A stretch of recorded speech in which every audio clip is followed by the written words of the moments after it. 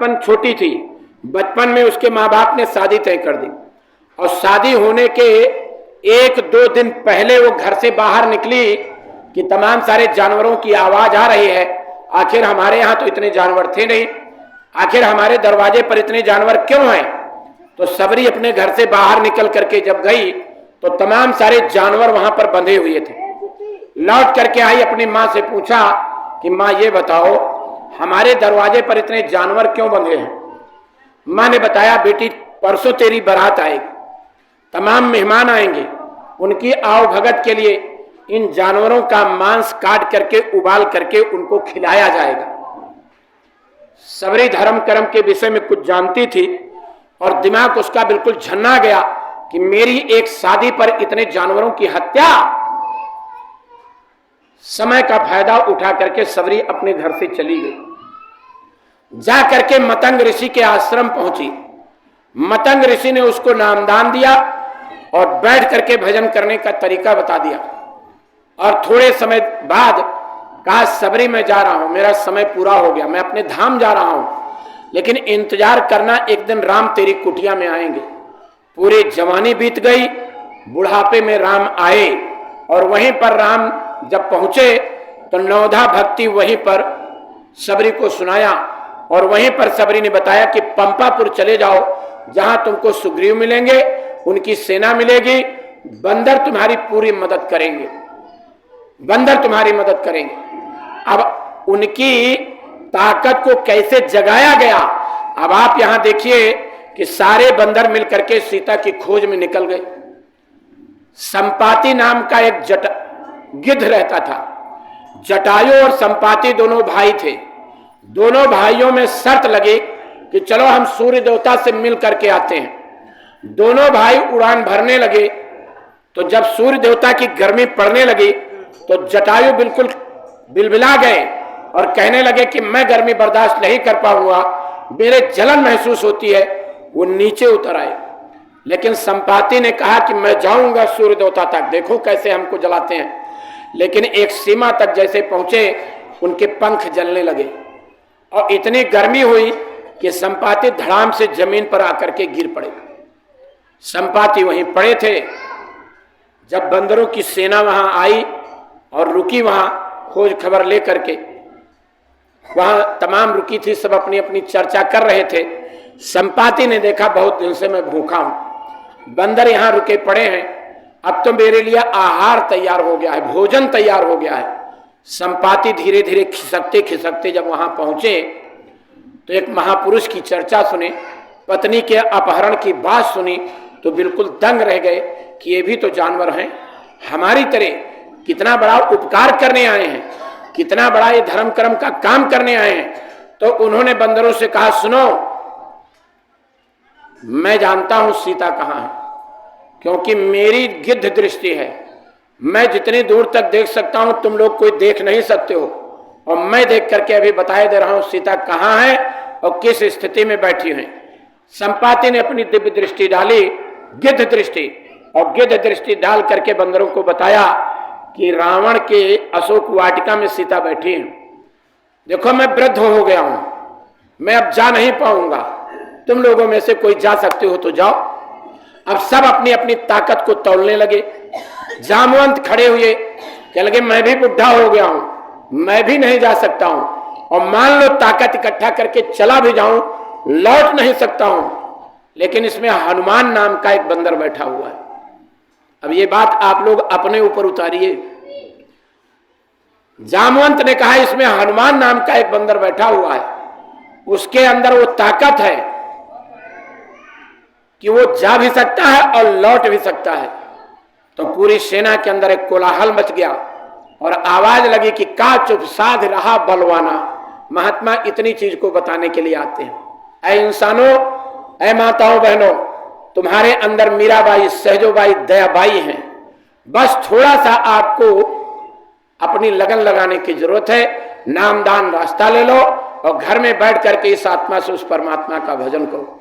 इन पुरुषों में कबीर साहब, नानक साहब, पलटू साहब, भीखा साहब, जगजीवन साहब, बाबा जय गुरुदेव जी महाराज ने जिस रास्ते को पा करके भजन करके अपनी आत्मा को उस पराकाष्ठा पर पहुंचा दिया, वो ताकत है, वो क्षमता है। लेकिन जैसे उनके गुरुओं ने उनकी आत्मा को जगाने के लिए उनको रास्ता और भेद बताया, वैसे आपको संत की शरण में जा करके उस ताकत को जगाने के लिए वो रास्ता लेना पड़ेगा। जैसे जामवंत ने हनुमान जी की ताकत का ज्ञान कराया और अपने विराट रूप को दिखा करके, और हनुमान जी समुद्र के उस पार गए, सीता की खोज खबर लिए और आ करके राम को उस खोज खबर को बताया। वो सब के अंदर ताकत है। और इसीलिए कहा गया है, तजौ न तन निज इच्छा मरना, तन बिन भजन वेद नहीं बरना। वेद शास्त्रों में भी वो रास्ता है नहीं। मनुष्य शरीर इसीलिए बरकरार होना चाहिए कि इसी में बैठ करके हम आप भगवान का भजन कर सकते हैं। बहुत गई थोड़ी रही, ये भी जाने वाली है। ये आत्मा यहीं बैठी हुई है। इन दोनों आंखों से भगवान देख नहीं सकते हो, कान से आवाज सुन नहीं सकते हो, नाक से स्वर्ग वैकुंठ की खुशबू ले नहीं सकते हो। इसलिए संत जब आपको रास्ता देंगे तो आप घर की थोड़ा सा समय निकालिए। 24 घंटे रात दिन के मिला करके होते हैं, 22 घंटा आप दुनिया को दे दीजिए। 2 घंटे का समय निकालिए, 1 घंटा सुबह, 1 घंटा शाम। आपको किसी थाली की जरूरत है नहीं, किसी अगरबत्ती धूप बत्ती की जरूरत है नहीं। विरह और तड़प और लगन के साथ एकांत में बैठ जाइए। जो आसक्ति संसार में है, इसी आसक्ति को पलट करके उधर की तरफ कर दीजिए और इन्हीं दोनों आंखों को बंद करके और यहीं से बैठ करके यहीं ध्यान लगा करके उसका रास्ता जब महात्मा नामदान देते हैं तब आपको तरीका बताएंगे। पूज्य पंकज जी महाराज आज भारत की धरती पर जीते जी परमात्मा के मिलने का रास्ता और भेज देते हैं। बाबा जय गुरुदेव जी महाराज जो नामदान देते थे, जाते जाते कह करके चले गए कि आगे अब ये सत्संग और ये नामदान आपको नहीं मिलेगा। सन 86 के काफिले में कहा था, आगे केवल जय गुरुदेव नाम से काम होगा लोगों का, केवल जय गुरुदेव नाम से। तो आप लोग अभी होली का कार्यक्रम मथुरा में 24, 25, 26 मार्च को होने जा रहा है।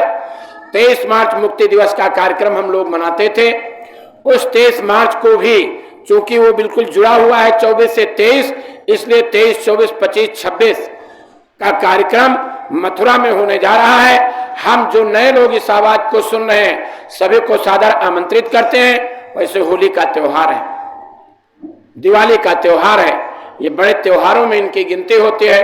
कोई अपना घर छोड़ना नहीं चाहता है, नातेदार रिश्तेदार सगे संबंधी आते हैं, अड़ोसी पड़ोसी मिलने जुलने के लिए आते हैं। लेकिन हम सिर्फ इतना कहने के लिए आए हैं, हम सिर्फ इतना निवेदन और प्रार्थना आपसे करते हैं, उन रिश्तों से उठ करके ऊपर ये बहुत बड़ा आपका रिश्ता है कि आपकी आत्मा उस परमात्मा से अपना रिश्ता जोड़ ले। ये वो रिश्ता है जो अजर और अमर है, अविनाशी है, कभी खत्म होने वाला नहीं है। जन्म मरण की पीड़ा खत्म हो जाएगी, जन्मना मरना खत्म हो जाएगा, जन्मत मरत दुसह दुख हुई। इसलिए हम आपके बीच में आए हैं निवेदन और प्रार्थना करने के लिए, ये बताने के लिए आए हैं कि बहुत गई थोड़ी रही, यह भी जाने वाली है। बहुत सारी उम्र निकल गई है, थोड़ी सी उम्र बची है। परम प्रकाश घर में चिराग जलाते हो, घंटा 2 घंटा, जब तक घी है जब तक तेल है तभी तक जलेगा। आपके घर में बल्ब जल रहा है, मान लो कुदरती कोई प्रकोप हो जाए, आंधी और तूफान आ जाए, बिजली के खंभे गिर जाएं, जो आपका पावर हाउस है उसमें आग लग जाए, महीनों आपके यहां लाइट नहीं आएगी। जो चिराग जलाओगे जब तक तेल होगा तभी तक जलेगा। लेकिन परम प्रकाश, आंधी आ जाए, तूफान आ जाए, बिजली गिर जाए, यह आत्मा का प्रकाश कभी बुझने वाला नहीं है। 24 घंटा ये अखंड ज्योति जल रही है। यहां तक कौन पहुंचाएगा? कैसे पहुंचोगे? 25-50 साल का जीवन हो गया, आज तक तो हम लोग यहां पहुंचे नहीं। प्रथम भगत संतन कर संगा, दूसर ममृत कथा प्रसंगा, तीसर भगत अमान, पहली संतों की शरण में जाओ। संत का मतलब जो अंत में भी आपका साथ दे। जब मौत की शहजादी आए, आपके सामने खड़ी हो जाए कि चलो इस मकान को खाली करो, मकान खाली करने का तरीका आपको मालूम होना चाहिए। जैसे आप दिल्ली में आए, शुरू में आए, नौकरी लग गई, रुपया पैसा आपको मिल रहा है, तो आप पहले अपने रहने का स्थान तलाशते हो, यानी कमरा। कमरे में रहे 2, 4, 5 साल, मकान मालिक के घर में शादी पड़ गई, या कोई और आयोजन होना है, आपसे आया, कहा भाई साहब ऐसा है कि हमारे घर में बहुत बड़ा कार्यक्रम होने जा रहा है, या हमारे बेटे की शादी होगी, बहू आएगी, हमको ये कमरा चाहिए, 15 तारीख तक आप इसको खाली कर दो। तो आप नौकरी चाकरी करके आते हैं और घर से निकल करके जाते हैं, 1-2 घंटे का समय लगा करके कमरा तलाशते हैं। आपको कमरा मिल गया, समय पर आप सामान ले जा करके उस कमरे में रख दिए और समय से पहले या समय पर चाबी पकड़ा दिया कि आपका हमने कमरा खाली कर दिया। बहुत से लोग इसमें हैं जो ट्रेवल करते हैं, बस में सफर करते हैं, ट्रेन में सफर करते हैं। ये एक प्लेटफार्म समझ लीजिए, जब जिसकी ट्रेन आएगी बैठेगा और चला जाएगा। हमारी आपकी ट्रेन में आएगी, हम आप भी ट्रेन में बैठ जाएंगे। रात गुजर गई, 2-4 घंटे का सफर गुजर गया, 2-4 घंटे में ही हम तमाम सारी चीजों को निकाल लेते हैं। भाई चलो चद्दर बिछा लो, चलो भाई आराम रिलैक्स होकर के बैठो, जूता चप्पल निकाल दिया, चलो भाई कपड़े निकाल के टांग दो, अरे चलो भाई मोबाइल कम चार्ज है इसको चार्ज पर लगा दो। लेकिन जब आपको पता चलता है कि एक स्टेशन रह गया है और इस स्टेशन के रुकने के बाद अगले स्टेशन पर हमको उतरना है, तो आप तैयारी करने लगते हो। सामान सट्टा उठा करके अपना बैग और अटैची में डाल दिया, अपना जूता चप्पल पहन लिए, अपना मोबाइल चार्जर निकाल लिया, अटैची लेकर के दरवाजे पर पहुंच गए। सामने वाले से पूछा कहाँ उतरना है? हमको भाई आगे राजस्थान में कोटा में उतरना है। तो तुम दरवाजे पर क्यों खड़े हो भाई, चलो हटो यहां से, हमको दिल्ली उतरना है। और आप अपना बोरिया बिस्तरा लेकर के दिल्ली उतर जाते हो। ये दौड़ती हुई ट्रेन रूपी शरीर है, इसमें आत्मा रूपी मुसाफिर बैठा हुआ है, श्वास रूपी किराया दे रहा है, श्वास रूपी किराया दे रहा है। और जैसे किराया देना बंद, वैसे मौत की शहजादी आकर के चलो निकलो। आप आईएएस हैं, आप आईपीएस हैं, आप पुलिस वाले हैं, डंडा लेके घूमते हैं, गली मोहल्ला में 2-4 लोगों के सेंक देते हैं डंडा, लेकिन आपका डंडा उस दिन काम नहीं करेगा। आप डॉक्टर साहब हैं, दवाई देके 10-20 लोगों को ठीक कर दिए हो, आप इंजेक्शन लगाते हो, लोग चिल्लाते जरूर हैं लेकिन आराम मिल जाता है। लेकिन जब मौत की शहजादी आएगी, आपकी कोई गोली काम नहीं करेगी, आपका इंजेक्शन काम नहीं करेगा, आप उसको लगा सकते नहीं हो। इतनी बदबूदार, इतनी घिनौनी शकल, इतनी बदसूरत शकल, और वो मौत की शहजादी बेदर्द बेरहम। बाबा जी ने कहा ऐसी जालिम कि मां रोती रहेगी, तड़पती रहेगी, एकलौती संतान से ऐसे आत्मा को खींच लेगी और शरीर धड़ाम से जमीन पर आ जाएंगे। हम आप जिस संसार में रह रहे हैं उस संसार की ये गति है। इसलिए महात्मा घूमते रहते हैं, बच्चों के अंदर अच्छे संस्कार डालो, इनको पढ़ाओ लिखाओ, लेकिन साथ ही साथ इनको आध्यात्मिक शिक्षा भी देते रहो कि बेटा एक दिन इस संसार को छोड़ करके जाना है। जाने से पहले भगवान मिलता है, जाने से पहले परमात्मा मिलता है, जाने से पहले ईश्वर मिलता है। मरने के बाद आज तक किसी को भगवान और किसी को ईश्वर नहीं मिला है, ना मिला है, ना किसी को मिलेगा। कहते हैं भैया एकादशी व्रत रखते थे, एकादशी को मर गए तो इनको मुक्ति मोक्ष मिल गई। उठा करके आप देख लीजिए एकादशी व्रत रखने वाले का क्या दुर्दशा होती है। मैं नहीं कह रहा हूं, ये धार्मिक ग्रंथ कह रहे हैं। इसलिए कलयुग में एक नियम निकाला गया और वो नियम ये है कि नाम जी जप जागहि जोगी और बिरत बिरंच प्रपंच वियोगी। नाम की साधना करनी पड़ेगी, नाम दान। और जब नाम दान दिया जाएगा तो बैठ करके जब आप रियाज और अभ्यास करेंगे और ये पर्दा खुल गया तो यहीं से बैठ करके जिन देवी देवताओं की पूजा करते हो इनका दर्शन करो, स्वर्ग बैकुंठ का दर्शन करो, राम को देखो, किरण को देखो, हनुमान जी को देखो, शंकर जी को देखो। कहे गुरु जी वहां घर चलो जहां काल ना जाए, जहां जन्म मरण की कोई पीड़ा नहीं होती है। और बुरा न मानो, चाहे जितनी ढोलक बजा डालो, चाहे जितनी नवरात्र व्रत रखो, लेकिन दुर्गा मैया एक दिन आकर के आपके दरवाजे पर अगर खड़ी हो जाएं और कहें तुम हमारे नाम पर फलाहार रखते हो, जो भोजन मुझको चाहिए खिलाओ, और मेरे शेर को भी यही भोजन चाहिए, है कोई माई का लाल दे देगा। और यही श्री कृष्ण भगवान अर्जुन को ले जा करके राजा के दरवाजे पर खड़े हो गए कि अर्जुन तुम अपनी भक्ति को भक्ति कहते हो, चलो भक्त दिखाऊं कैसे होते हैं। पहुंच गए राजा के दरबार में, कहा राजन आज हम तुम्हारे दरवाजे पर भोजन करने आए हैं। ठीक है भोजन मिलेगा। अरे हमें ही भोजन नहीं करना, मेरा शेर भी भोजन करेगा। अभी जानवरों का मांस मंगाए दे रहा हूं। नहीं, इंसान के मांस का भोजन करेगा। इंसान का मांस मंगाए दे रहा हूं। नहीं भाई, ये शेर हमारा हमसे कह रहा है कि हम इनके बेटे के मांस को खाएंगे। अब देखिए भक्ति, ठीक है मैं अपने बेटे का मांस लेता हूं, कहले इस तरह भी नहीं खाएगा। कहने लगे फिर किस तरह खाएगा? बेटे को बीच में बैठा दो, आरा लेकर के आओ, एक तरफ रानी पकड़ेंगी, एक तरफ राजा पकड़ेंगे, और दोनों मिलकर के जब उसको चीर दोगे उस मांस को खाएगा। लेकिन फिर भी एक शर्त है। वो क्या आप शर्त रह गई कि लड़के की आंख से अगर आंसू गिर गए तो भी हमारा शेर नहीं खाना खाएगा। बोलो इतनी बड़ी भक्ति कोई कर पाएगा? उठा करके माला फेंक दोगे, कहोगे चूल्हे के भाड़ में गई ऐसी भक्ति कोई करेगा? अरे कोई करोगे? सती अनुसुईया का पाठ पढ़ लो। एक शुक्रवार को व्रत रखती हो, उसका क्या नाम है? संतोषी माँ का व्रत रख लो। लेकिन संतोषी माँ को जिस तरह खरे पैमाने पर उतारा गया, उतर नहीं सकते हैं हम लोग। बुरा मत मानना। इसलिए सरल और आसान साधना निकाली गई। संत महात्माओं ने बड़ा विचार किया। कलयुग में निर्बल दुर्बल शरीर, उतनी ताकत है नहीं। मन मक्खी के समान वही गंदगी पर बैठता है, वही भोजन पर बैठ जाता है। इतना दुर्बल और निर्बल, जैसे हवा जब नहीं चलती है, पीपल का पत्ता देखो तब भी हिलता रहता है, मन इस तरीके के 24 घंटा हिलता डुलता रहता है। इसलिए एक सरल और आसान रास्ता निकाला गया कि इस आत्मा से केवल परमात्मा का भजन करो।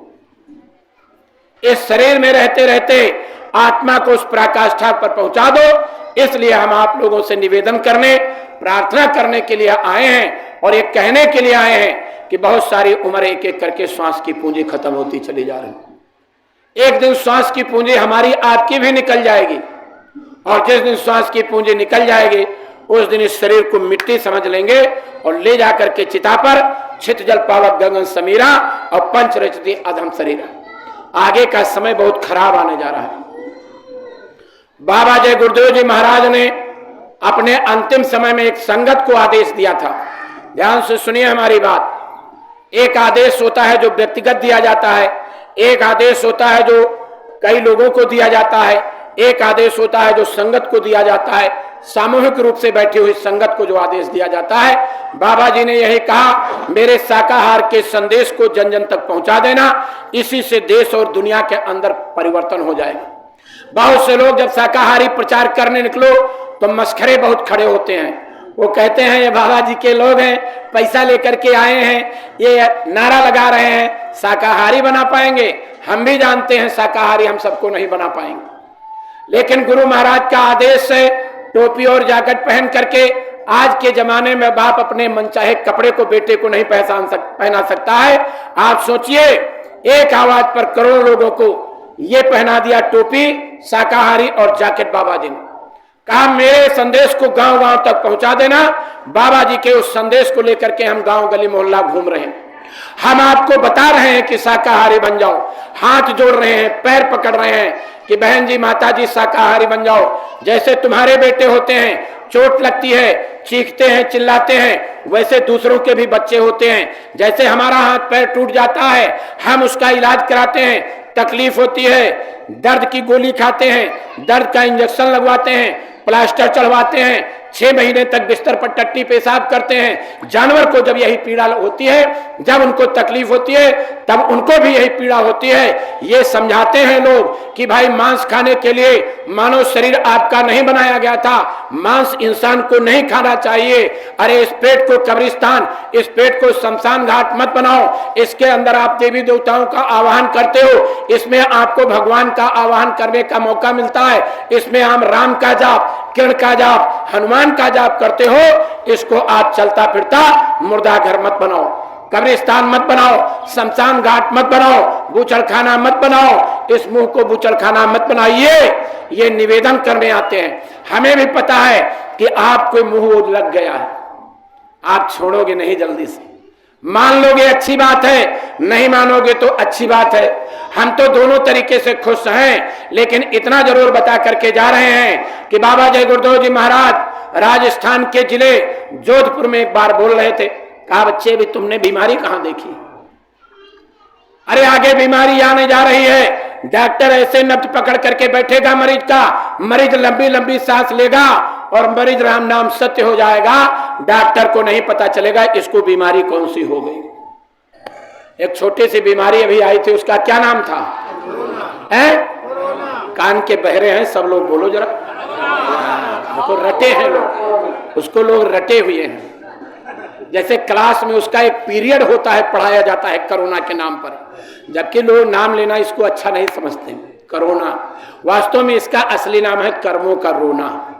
ये कोरोना नाम नहीं है, कर्मों का रोना। ध्यान से सुनो हमारे, कर्मों का रोना क्या है?